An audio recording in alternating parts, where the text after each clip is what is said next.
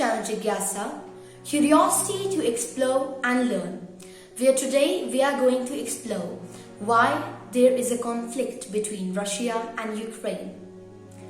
Ukraine, a history of its creation.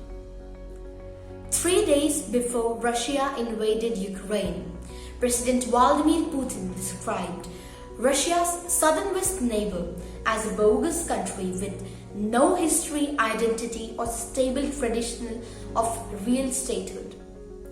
According to Putin, modern Ukraine was entirely and fully created by Russia, more specifically the Bolshevik Communist Russia.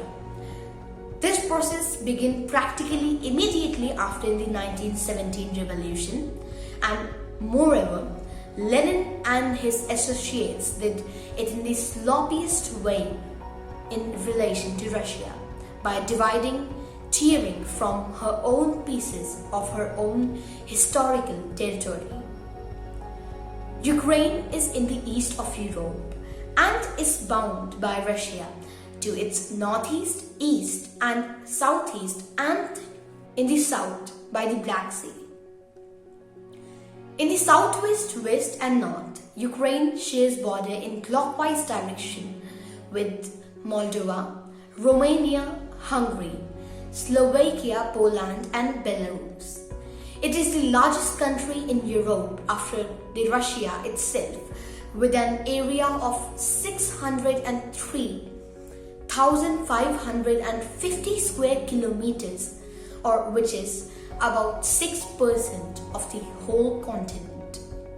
Ukraine, which is of course dwarfed by Russia, which sprawls over almost 4 million square kilometers and 40% of Europe.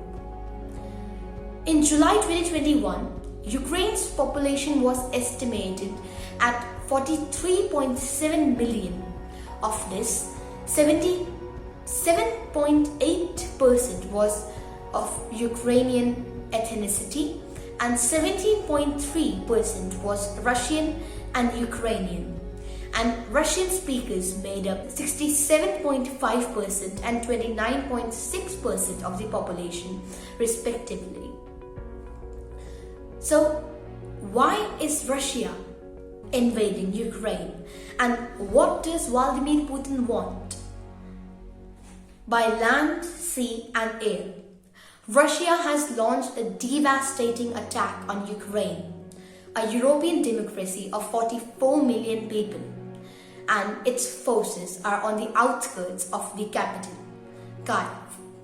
For months, President Vladimir Putin denied he would invade his neighbor, but then he tore up a peace deal sending forces across borders in the Ukraine's north, east and south.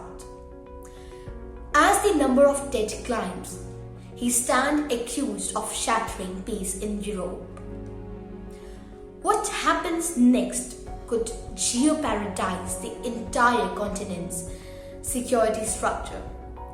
President Putin has frequently accused Ukraine of being taken over by extremists ever since its pro-Russian president Viktor Yanukovych was ousted in 2014 after months of protest against his rule. Russia then retaliated by seizing the southern region of Crimea and triggering a rebellion in the east, backing separatists who have fought the Ukrainian forces in a war that has claimed 14,000 lives. Late in 2021, Russia began deploying big number of troops close to Ukraine's border, while repeatedly denying it was going to attack. Then, Mr. Vladimir Putin scrapped a 2015 peace deal for the east and recognized areas under rebel control as independent. Russia has long resisted Ukraine's move towards the European Union and the West's defensive military alliance, NATO. Announcing Russian invasion, he accused NATO of threatening our historic future as a nation. So, how dangerous is this invasion for Europe? There are terrifying times for people of Ukraine and horrifying for the rest of the continent. Witnessing a major power invading a European neighbor for the first time since World War II, hundreds have died already in what Germany has dubbed Putin's war, both civilians and soldiers. And for Europeans' leader, this invasion has brought some of the darkest hour since 1940s. It was said that France's Emmanuel Macron, a turning point in European history, recalling the Cold War days of the Soviet Union. Volodymyr Zelensky spoke of Ukraine's bid to avoid a new Iron Curtain closing Russia off from the civilized world. But what can the West do? NATO's defensive alliance had made clear there are no plans to send combat troops to Ukraine itself. Instead, they have offered advisors, weapons and field hospitals. However, it has deployed several thousand troops in Baltic states and Poland, and for the first time is activating part of its much larger Rapid Reaction Force. NATO will not say where, but some could go to Romania, Bulgaria, Hungary and Slovakia. What has NATO said?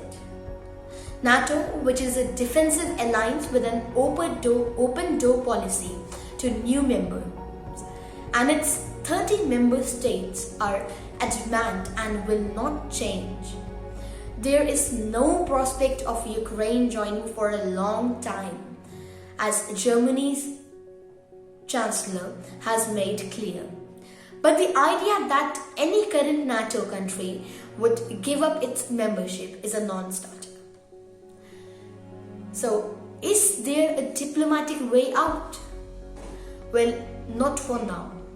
Ukraine has called for talks, but Russia says they can only be held on one condition, that Kyiv, the capital of Ukraine, agrees to surrender and demilitarize, and which would of course not happen.